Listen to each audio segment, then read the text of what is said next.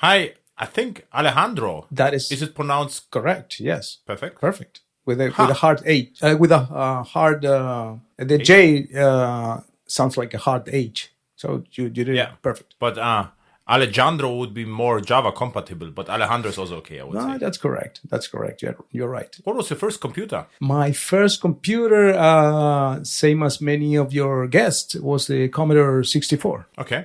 And how you got it and why you got it? Well, I'm a ham radio operator since I was 12 years old, something like that. And the computer was a nice addition to the ham radio shack. And to handle the digital modes that were just starting, because we use it for Morse code and RTTY and things like that. We didn't even have a packet radio and things like that those days. But I started with the Commodore 64 just as an addition to the ham radio shack. The thing is that the Commodore 64 made a lot of interference in the radio, so I started to turn off the radio and start playing with the computer, and I got. So what I understood, you use like long distance radio to communicate, right? Correct.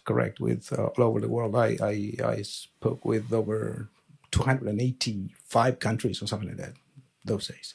What was the longest distance you communicated? All over the world, and the longest distance was a nearby station in Uruguay, but going through the long path. This was my question: whether it is possible to go around, around the world to your neighbor. Yeah, you can. It's not every day. You got to put some power there, and the conditions have to be there. But it's very, very funny the way you hear to your friend 50 kilometers away, because you get some echo and farting and noise and things like that. Very, very incredible that your signal that is coming through from your antenna is going all around the world. So it's very, very nice. Yeah. And what is the latency then? Oh, you got quite some latency there. It's noticeable, probably close to a second or something like that. Because it is like 40,000 kilometers, but it's not like 40,000 kilometers. It goes back and forth between clouds and the Earth, right? Yes, between the ionosphere and the Earth. So it's quite more, probably. I don't know, but perhaps 60. Actually, we could measure this, right? Absolutely. This would be an interesting home assignment for you right now, to measure actually the distance. Well, it depends on the band, because depending on the band that you are transmitting, the angle of those bounces will be different. This is actually an art, because depending on weather or whatever conditions, exactly, you have to choose the right angle. It happens depending on the band that you are using, but lower bands, it happens if you listen to shortwave, for example. If you go to the lower bands, you get closer stations, because it bounces, the angle is higher, and with as you increase your frequency, the angle is closest to the horizontal, and you get to more distances. Have you ever got the idea to send computer noises over the network? Noises? I mean, the dataset signal. Oh, from the Commodore, you say? Yeah. Well, actually, what we used for radio teletype was quite similar to that. And then I have been playing with the data set because I got a friend that got the Apple II, and the audio in the Apple II was different from the signals to store programs in the tape was different. So we made a lot of tries to write on the Commodore and read on the Apple and things like that. Okay. This is radio type. It seems like a standard. So it was like radio teletype, yes. Noises. Yeah, okay. So you could communicate Commodore with Apple machine? Oh, if you use a standard, yes, of course. Do you know about that? Yeah. This is interesting. Yeah, if you use a standard, you can go over the air and you don't care what's on the other side. You would receive news. For example, we receive Reuters, and Telam was another agency that was coming very strong. So one would decode the news just to know the same news that you would see in the television, but 5 minutes earlier, and it was quite exciting those days. Those days. Where was it? Also, where you were located that you at that time? I mean, well, I believe, always here in Montevideo, Uruguay. Ah, okay, always. So it was also your first attempt with the radio exploration. Oh, sure. And the Commodore got me into some low-level assembler because those days, especially in Uruguay, if you wanted to play a game or something, it wasn't easy to you either type it from magazines and things like that, but then sometimes better games came in cartridges, and I got pretty good at copying those and figure out how to copy these games. So it was nice. So you played games, but you were forced to do something useful, or by learning how to copy the games and write some scripts or some basic code to make it possible, right? Well, actually, I didn't like to play the games, but I like to figure out how they were built. I was trying to, the initial things that you do when you get a computer, you get some code, you type it from magazines, and then one day you see that there's a program that just says 2 lines of code and says SYS 32768, and you say, what is this? And this game is fast, and you got a lot of data that you had to type. So that got me into assembler and played a lot with assembler code. So you started with assembler? You started coding assembler with Commodore, not BASIC? 2 lines of BASIC, and I got very fast into the 6510 assembler. But how old were you back then? 18. Okay, but I mean, how you can learn assembler out of nothing? Well, a friend of mine,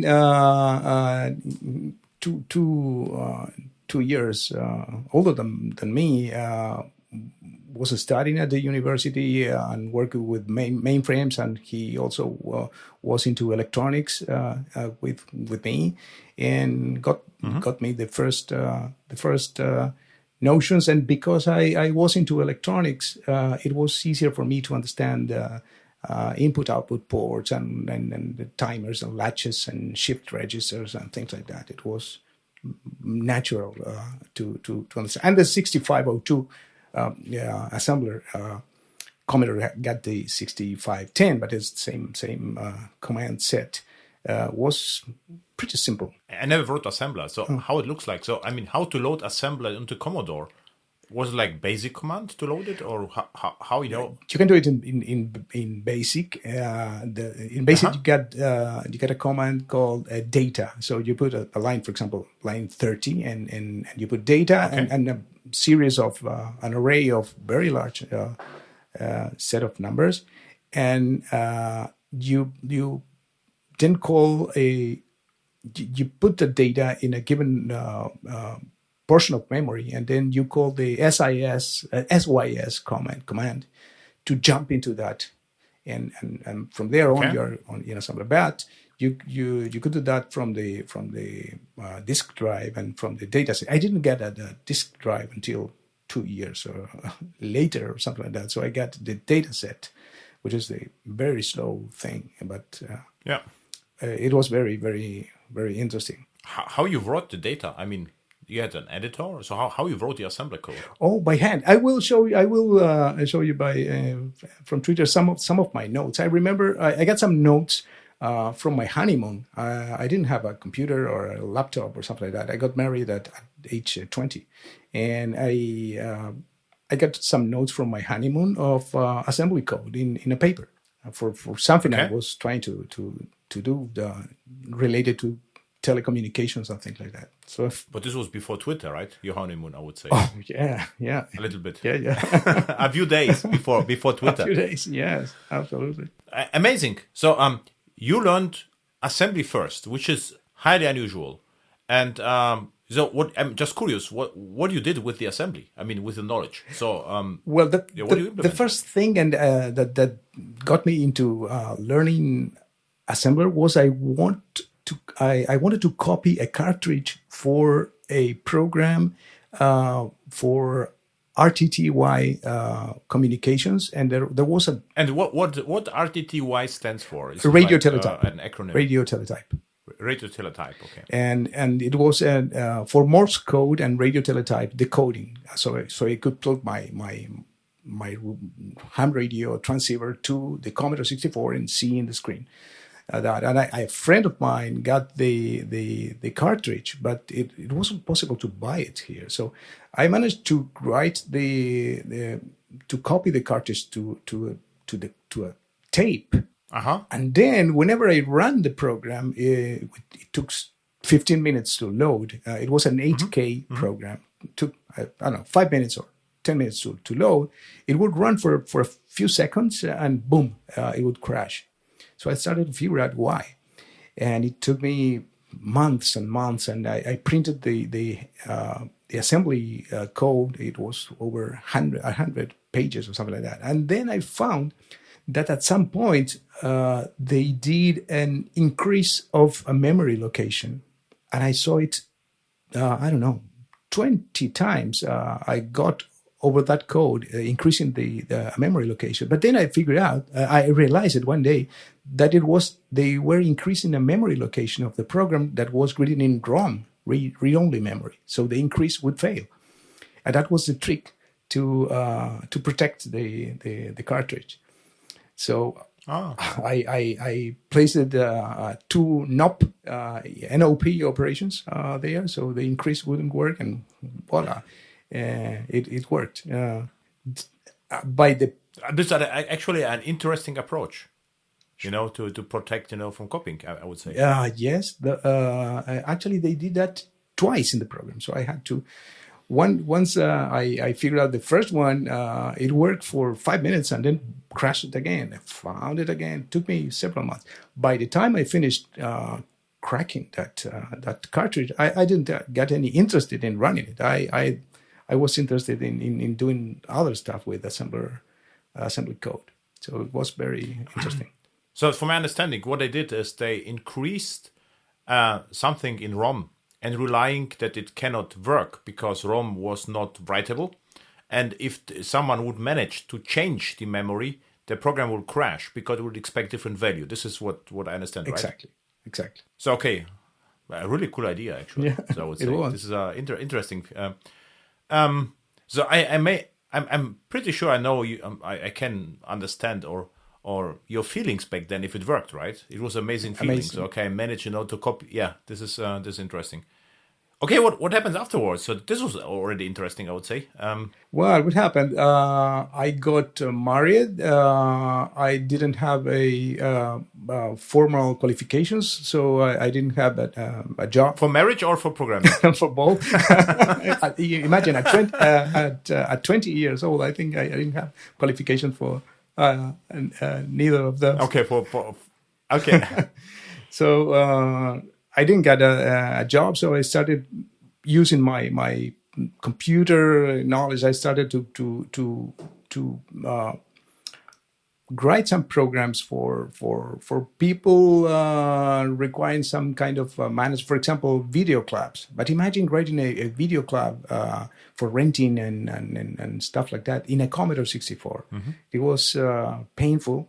I had to do a lot of assembler to feed something usable, to print invoices and things like that. Then it came the Commodore's 128 with a little bit more memory, and the 128 got CPM, which was because it was a dual CPU machine. It got the 6502 and the set Z80.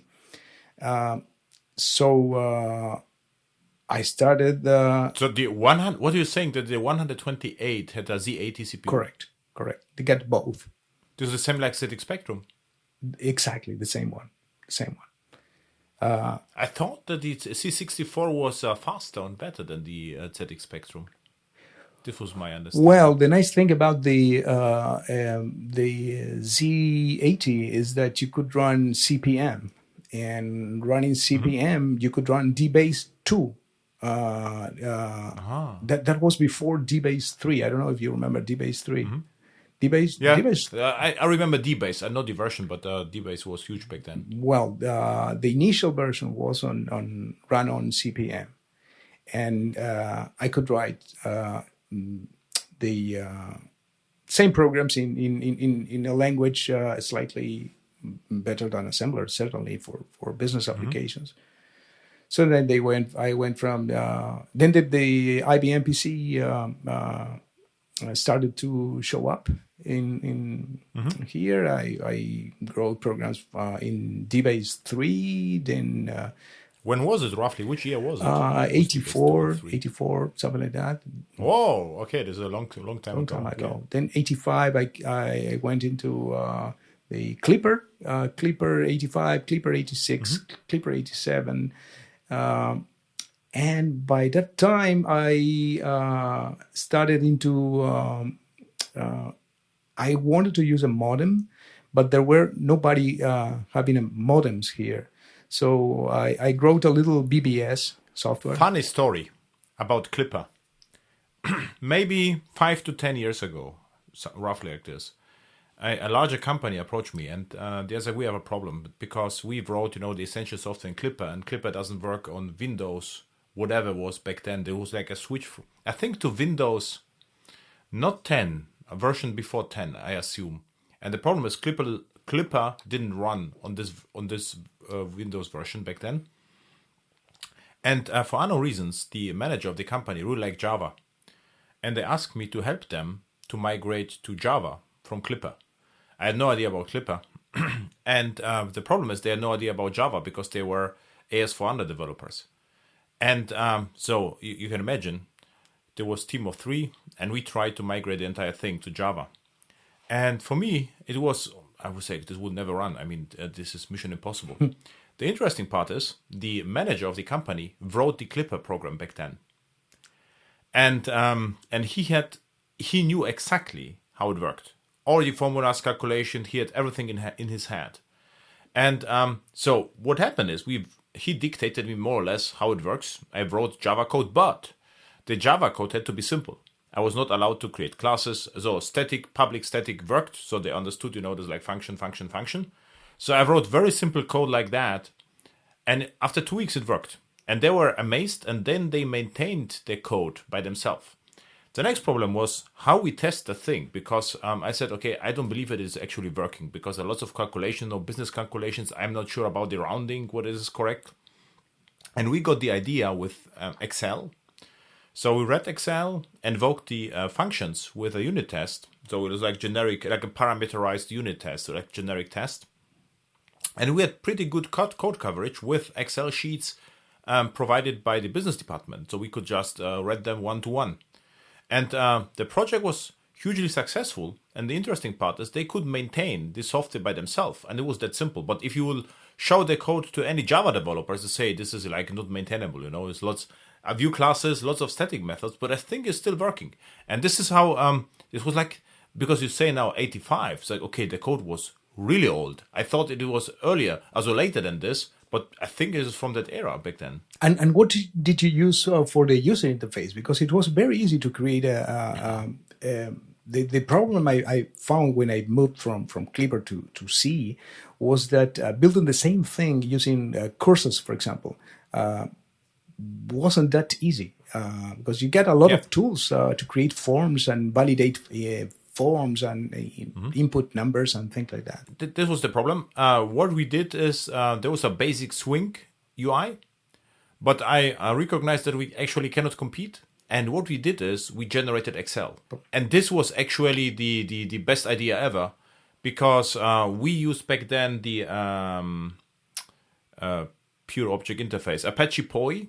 Remember? and with the XML version, and the business department really liked that. So we had a way to read Excel, did some basic, some minor input with Swing, and then export Excel again, and this worked well. That's a great approach. Yeah, great approach. But if you show someone the software, they say, okay, this is not crazy, not maintainable. And funny stories, it actually happened because the one of the architects saw the software and said, this is not how one builds software, and they tried to redo it. And the problem was that the only for the reverse engineering or writing the use cases with UML, they spent months. There was 20 people who try to find out what the Clipper software did, and no one had an idea. Never worked. And the cool story is, with the manager, which was in the same office, we had lots of fun, and we implemented everything in 2 weeks without any stress. It just worked. And on the other side, huge team, architects, UML tools, and case tools, and then nothing worked. This was classic. Well, there was some time where if you didn't write the UML, it looks like the software wasn't there. But there's a long run between the UML and the code, actually. Yeah. What I believe is, what you need is, you really have to know the business domain. And if you know the business domain, you are going to be successful because, the technology, if you write simple code, you will achieve, your goal. But if you don't know your business domain, it's really hard with case tools, UML or whatever, to somehow to gain the knowledge. It just obfuscate the knowledge. And I was in the lucky situation that I was in the room of the business department, so I could ask questions. And this is why we were highly productive. Exactly. If the manager would send me documents, it would never fly because I will have to read the documents and send back something to him. We wouldn't spend 2 weeks; we would spend a month. Exactly. What I really like about the work as a programmer, I don't consider myself a good programmer, but what I really like is that you learn a lot from the business, because when you go to a business, you talk with the owner, and the owner of the business or the decision makers tell you everything about the business, how they make money, how things work in different type of business, or it could be in industry, and you get to know how a machine works because they need an interface with something, and that's very interesting because you get to learn a lot of whatever domain you enter and you are lucky to work with. This is yeah, nice. Absolutely right. So actually the entire world is open, so you can learn, and you can even if you like something, you can stay in this domain, or you can move somewhere else. So I would say it is really really interesting profession. Absolutely. Now, question: what happens then after 128K Commodore and your video shops? Was it successful? Oh yeah, absolutely. It was successful. Then I moved into BBS, the bulletin boards, and because there were no bulletin boards here in Uruguay, I created one. With a friend, I wrote the code. And I started to add modems to the system. Ended up with 40 telephone lines. So a lot of people would. It was like some kind of Facebook for the day. We got email, conferences, teleconference, which was kind of IRC. Everything connected with the 40 telephone lines, so people will dial to the system. Then we started to add news agencies with lizard lines to news agencies to get some news and things like that. Was it a project or your hobby, or what was it? Was a hobby. Then at some point we were spending so much money in telephone expenses. How much? $10,000 a month, something like that. And it was but how you can pay this? I mean, no, you can't. Yeah, but we started to call before internet was a thing here. We started to use UUCP to call to a node in the USA. The node was called cts.com.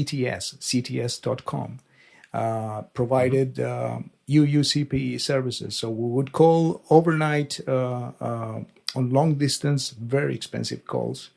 To give you an idea, sometimes I would sit before the modem, just scared that it would hang, because if it hung, it would cost me $1,000 for a call. And it was a hobby, and we just tried to charge to the users to be able to pay for these kind of things. And it was very, very, very fun. And that got me into multitasking, because handling that amount of telephone lines initially in DOS, that is a single threaded DOS. and DOS. So it was very, very painful. I used the library called CTask. That was it was like some kind of real-time operating system that runs on top of DOS. And that got me into all kind of early problems with multitasking and resource handling and queues and things like that. Then and you wrote it in C? In C, yes, that was C. Okay. That was what the Borland C or yeah, or what it was C? the Borland. It was the initial version was in I started with C using Lattice C. Then I moved to Turbo C, then Borland C. You see Lattice C? Lattice. I don't know how to pronounce it. It's Lattice. That was the very first one. Okay. I used it to link C code with Clipper. So and in order to do that, I had to use this Lattice C just to run stuff faster. Well, that led me to trying to solve the BBS problem. I wanted to move to Unix, but those days Linux wasn't even there. So what you get was Minix. I don't know if you remember Minix. Yeah. So I played with Minix, played with Xinu. Xinu was it's XINU. It's like Unix reversed. That run on DOS, run QNX, PC MOS. I don't know if you remember it. OS2 did some stuff with OS2. Then Xenix, SSO, Unix, and QNX, and VMS. We bought an old micro bags. I still have it. And just to solve these BBS problems, and ended up with Linux, the first version of that was a godsend. So you had a VAX? You bought a VAX to run VMS? Yeah, actually I got two boxes, the micro boxes. I bought them used, but we run VMS, and there was a group called Deck User Group, DECUS. And they got some tapes, and it was some kind of early public domain software. So, for example, I got the implementation for UUCP for the BMS, and I ported it to run on DOS. And it was kind of crazy stuff. I wouldn't do it again. But how, if it was a hobby, how you could afford this? I mean, it sounds like very expensive hobby, right? Well, on the side, I got a company. We developed interactive voice responses systems, IVR systems for banks and things like that. So we would connect our voice response system. We actually built the hardware, the PCI for the PCs, PCI boards.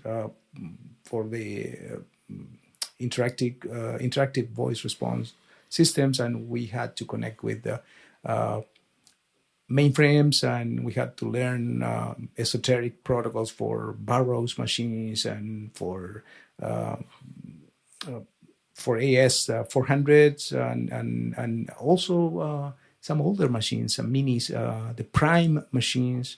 I don't know if you know those. So we would put the systems in the back. The system that you call today and would tell you your balance and things like that. But that was in 1988, 89, and it was quite exciting. So what we missed maybe, have you studied? So what was between your school and your company, or you just started, with your company? Well, I started with the company at age 20. So it was from high school to the company. Yeah. Good. Okay, and was it your company or Yeah, someone it was else? my company with a partner. I always actually I had applied for a job at a bank when I was 17, and I didn't get any qualification other than 17, 18, perhaps 18.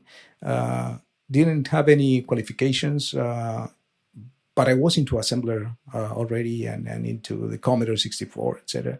And I got rejected, so I had to found my own company. What it was, that or nothing, and I still have the company. Oh, so actually great. So you have your own company since you were 20. Yes, I got I got two companies. I got one company from the 80s to year 2000 or something like that, when I founded the JPOS, and then JPOS was, I always considered the project as professionally. So I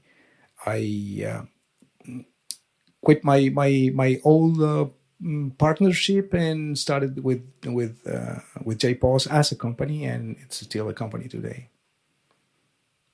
Really interesting. So how you got the idea, to create, to found a company, your first company? I mean, it was 20. So was it like obvious for you? So okay, I would just do it, or?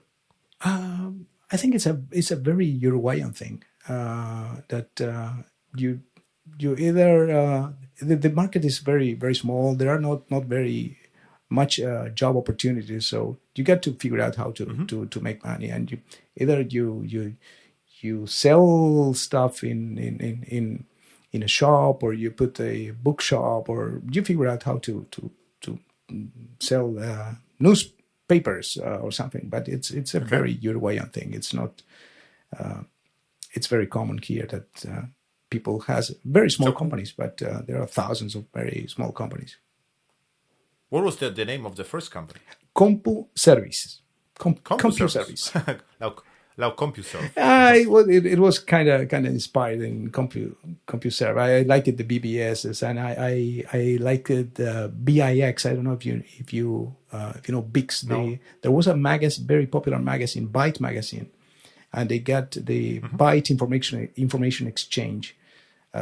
You had to connect using X25 network, and it was very expensive, and that was the reason I wrote a copy of the user interface or something similar from a functionality perspective with our BBS.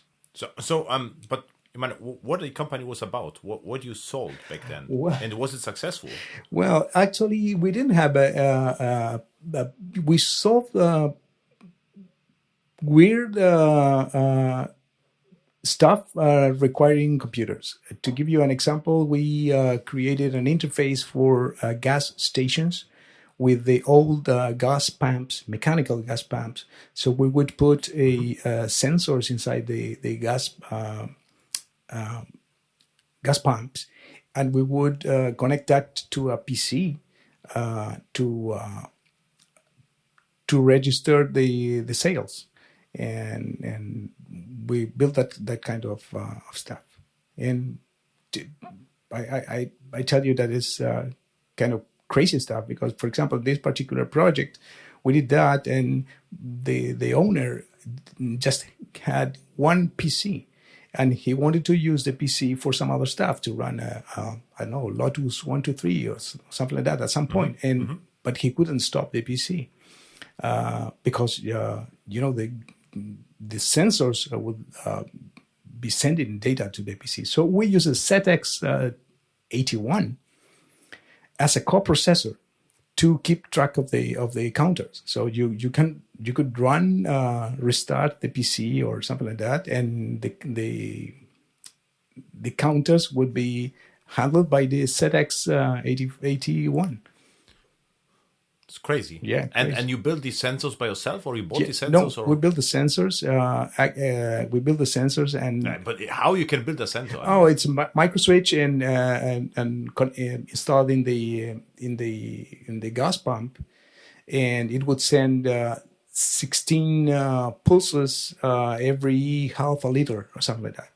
So that was the resolution that we got. And the ZX ZX81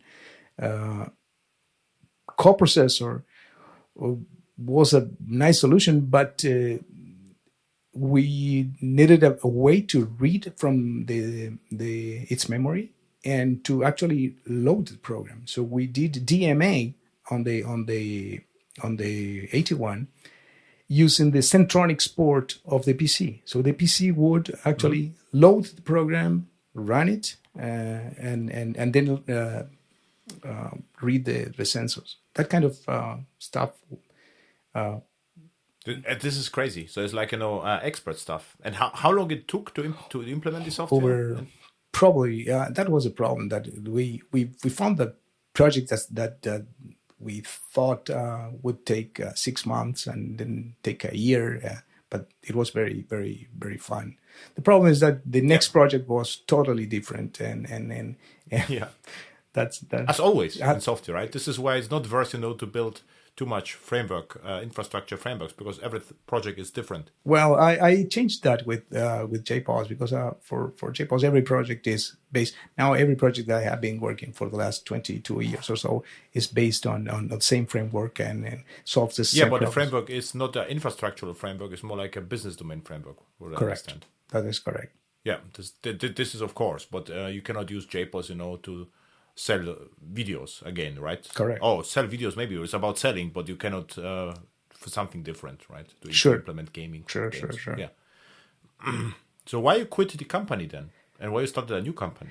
Well, because I wanted to work 100% of the time in the JPOS project. I got into JPOS project because I wrote software. JPOS is Java. Java. The question now. In the old company, have you did something with Java, or you start? Yeah, I in the old company I worked with POS terminals. This very old POS terminals written in C language, and they had some very limited stack space and processor, and they were slow, etc. So when I finished that project with over 4,000 terminals installed in my country, I saw the Java PC. I don't know if you remember the Java PC. It was yes, and I thought that I could write a program to run a POS with connections with not just the small POS device, but a cash register at a supermarket, stuff like that. Those were our customers. But wait a second. When I remember Java PC, it was a spec. Was it a real hardware called Java PC? It was an executable. It was Java PC. Yeah, exactly. And it would run. It would start on DOS, and it would run AWT, and it was great for example, imagine a cash register at a supermarket where you need to show the price, and you need to connect with a barcode reader or something like that. So was it not a professional Java? I have to look it up. I remember the executable was called Java PC .exe. Okay. And I started with that, and then which Java was it? 1.0. That's interesting. Yeah. The project was cancelled. Java PC was cancelled. So the whole thing that I was trying to build, I was trying to build a virtual POS that you could run out of a PC. And in order, are you actually aware of JOS, Java OS? An open source implementation of Java operating system. No, it was this was Java PC. I ran it. I will try to find some links for that. But then I very fast moved to just Java, and I had to implement the ISO 8583 protocol that we use in the POS devices in Java, and that's how JPOS started. What I experimented back then, it was 2005-6. I opened it right now. It's called JAWS from SourceForge, Java based operating system, and I was able to boot it, but never more than this. And the Java PC, I confused that with professional Java, and I think the professional Java is like a precursor to maybe Java E. Perhaps. I have to investigate the Java PC, JDK 1.0 and AWT. This will make me curious because this is something interesting. I need some links from you. Oh, sure. I will try to figure out where to get those. But I really remembered running, and it was amazing because it was a DOS program that would run graphics on the Hercules card. Graphics card, so it was really great. You started with so what is your impression of Java and how you started with Java? So I mean, back then I think everything was C, and why suddenly in the compute service company you started with Java? I was great in C and then C++, and with all the multi inheritance and things like that, and segmentation violations from time to time here and there. And I wanted to try this new thing with we got the green threads those days, and because we didn't even have processor threads. It was green threads, which is kind of similar to what we will have with Project Loom right now. This is what I wanted to say. This is like, the full circle. Yeah, it's full circle. It's a different thing. The Project Loom is quite more sophisticated, but the green threads were great, were inexpensive, and I really liked them. So we got some systems connected with from supermarkets to the acquirers, to the card acquirers, and I wanted to try this new language because it was more fun. I have heard about Oak and couldn't get my hands on it. And when Java, I think it was there was a version after Java 1.0. There also was a 1.02, if I recall correctly. Yes, yeah. JDK 1.02 was available. Yeah. And it was great, but then I was running in Linux, so I had to use the how was the name, Blackdown or something. Blackdown. Yeah, Blackdown. Yeah, this is actually the Java port from Johann Voss. Correct. I used that one. Then I got some customers running on AIX and OS 400, so I had to work around some problems that the AIX version of Java had, and with the OS 400, I remember it was Java 1.1, and some things wouldn't. I was really excited about Java 1.1 because the first time I think 1.1.8 when JIT was introduced, the just-in-time compiler, and this was on. I had back then a German laptop machine called Peacock, and this JDK 1.1.8 ran much faster on Windows 95, I think, than before. It was like a huge performance optimization or improvement, not optimization. Sure. And then and your JPOS software worked from day one on Java. So was it like operational or? Sure. Uh-huh. Yeah.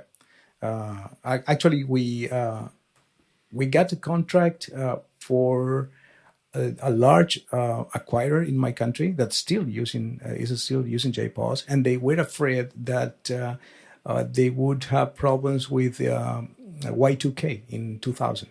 So they wanted to throw away their old code that was written in COBOL and some C, and so we had to write I had to write JPOS in, I don't know, 6 months or something like that to get something running.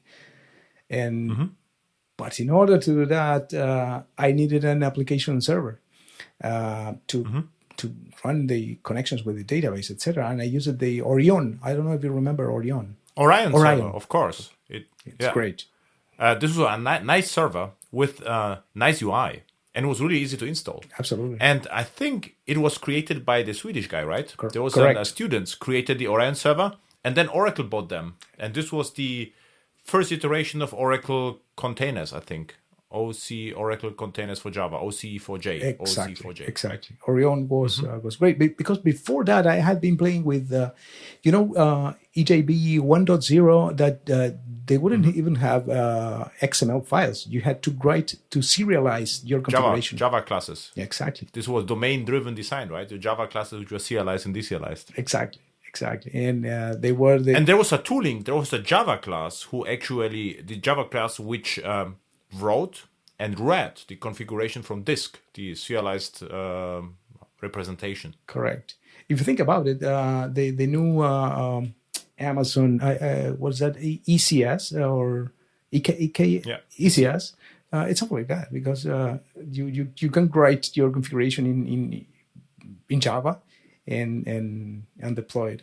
But that was painful. The .ser files were difficult to handle and things like that. Then it came EJB 1.1, and that was the one I used. That was very well implemented by the Orion application server.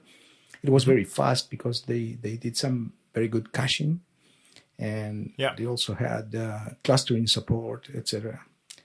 And it was lightweight the developer experience was also great. It was a small server. It started fast, great UI, lightweight. And it was a great experience. So single jar, because you would run Java -jar, Orion.jar, and your app in 1 second. So the problem that we started to face is that as the system grows, in systems that process payment transactions and at a fast rate, you can't easily redeploy your application. So whenever you had to make a change, and a change could be a field that requires some constant value here or there, you would have to deploy your whole EEAR with the WAR inside the EEAR, and it would take 15 seconds or 20 seconds. But if it fails, it's another 30 seconds after that. So you have to do that at 2 a.m. On a low traffic day. And I went from that to back to Java to SE, and I wrote my own application launcher, taking some ideas from JBoss. Those days. I don't know if you remember the JBoss services that JBoss would provide a very simple life cycle: init, start, stop. And you could wrap them with JMX and decorators, right? Exactly. So this was like exactly. But the problem that JBoss was big, and I wanted something more simple. So I wrote my JMX micro-kernel and. With that life cycle, init, start, stop, and deploy, and you could run. We have some systems running today over 1,000 different endpoints, and you can modify a single endpoint, and it would start fast, and the rest of the system continues to run. These days, you could. What was the name of your server? Q2, and it is Q2. The first version of the software of the server was called QSP, and that's a ham radio thing. QSP means relay this message for free. It's the Q for the Q signals, and this was QSP version 2. I call it Q2, and it's still running today. And some people tell us, "Hey, I want to run this with." Spring Boot, or I want to run, but this thing is running, and you can launch Q2 from Spring Boot or whatever. I ran it in Quarkus the other day, and other than some problems with JLine that we use for the command line interface, it works perfectly, and so we will continue to use it. We have a very large user base in over 100 countries running it. So Q2 will. So it's a really successful project, actually. What you're doing? Well, I think so. Really large companies. We are amazed with as a ham radio. I'm amazed when I get downloads and users from small countries and distant countries and small islands and things like that. More than a Fortune 100 company that we also have as customers. How big is it now your company, the JPOS? Is it like a large company? Or? Well, we are about 42 people. And wow, 42 is a good number. Very good. The company is called Transactility because as many open source projects, we have the open source part and the commercial arm of the open source where we provide related services. Consulting, documentation, training, and custom development as well, and licensing, of course. This is an amazing story because I'm actually speechless because you are like consistently hacking software since you are 20. Now you are 25, so at least 5 years, right? The entire time. No, it's really interesting because it's a nice continuity. What you did is it's like this is unusual. Well, and it seems like you're still enjoying this. Well, absolutely. What happens is that whenever I finish a program and it goes to production, I want to write it again. And under my terms, under my schedule, it's ready when it's ready, as we say in open source. And I write it again. So I finish a project for a customer, the customer pays, goes online, and I write it again. And it's always around JPOS. So it's new ways of solving the same problems over and over and over.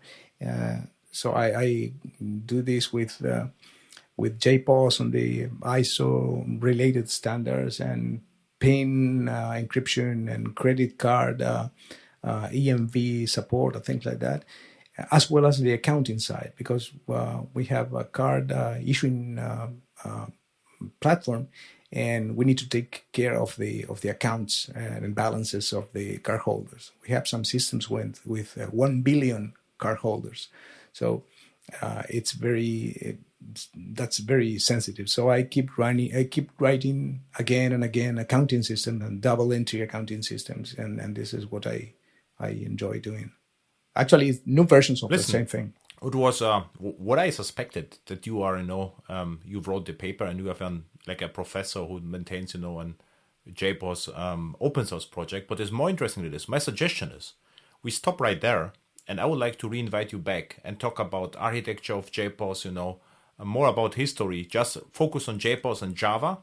So we can talk, exclusively about that and clouds, not clouds, Quarkus, JPOS, standalone Java SE, because really interesting topics. What do you think about that? Oh, that would be really, really great. And there are new standards coming up. The ISO 20022 is taking a lot of grip around the world, and we're working on it. And so that's really great. And I really appreciate and learn a lot from your podcast. To stay away of the things like everybody's moving to Kubernetes, and you are making a very good point about using the cloud own Kubernetes services. So I'm taking that into consideration as well, because we have some maybe as a cliffhanger to the next podcast. It's not always true. It really depends on the context, but you have to have clear vision why you are doing something and why you're not doing something, right? I can envision or imagine that with your software, which runs perfectly on Java SE, maybe if you're on the public cloud, maybe it would run the best on bare metal. So maybe in your case, so I have no idea, maybe it is easier to rent EC2 machines, a few EC2 machines, a load balancer with your software, nothing on it, bare metal, and you are done. Maybe this is the best option. Sure. So in other clients, we have containers, but it's like business software. It's not like highly optimized product, more like a business software. Then what makes more sense is like containers with a simple to use orchestrator. And Kubernetes is an orchestrator, but not a simple to use one. So different options. Sure. And what I do right now in the Greenfield projects, we not use any containers. We just use serverless lambdas, and the code is the same. So I would say the worst you can do is like pick what they call it, infrastructure just because it seems to be like modern or popular without knowing why, because then you have a high complexity which you have to maintain and no benefit for the end users. Absolutely, I fully agree. Where people can find you on the internet? Give me some some references to your company, Twitter, to JPOS, to your Twitter. It's APR. APR. APR. Wow, you are the Twitter user number one. No, not number one, but I've been on Twitter since 2007 or something like that. I usually like when I can't find the APR nickname, it means I'm very, very late. In GitHub, for example, I'm AR. Wow, very good. And YouTube? No YouTube. No, not YouTube. No YouTube. Okay. And of course TikTok, right? You are the TikTok guy. No. Okay, thank you a lot. It was I really enjoyed the conversation. I was surprised about your consistency and technology. So it was really fun. And we have to stop right there. Otherwise, we will talk for 2 hours more. I'm pretty sure. Sure, so this is the problem. Thank you very much for your time and for your invitation. Really appreciate it. I'm humbled. Perfect. Thank you.